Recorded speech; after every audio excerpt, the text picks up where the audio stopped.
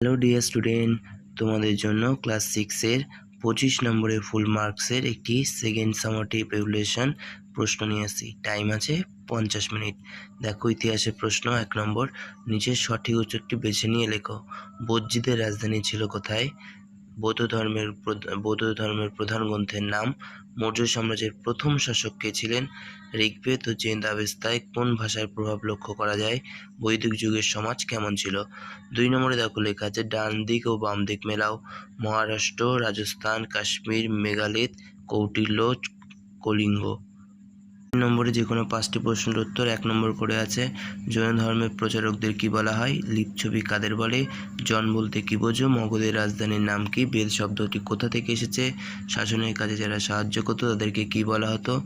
4 নম্বর দাগে আছে শূন্যস্থান পূরণ করো। 5 নম্বর দাগে রয়েছে 2 বা 2 4 লাইনে লেখো অষ্টাঙ্গিক মার্গ। মার্গ কথার অর্থ কি?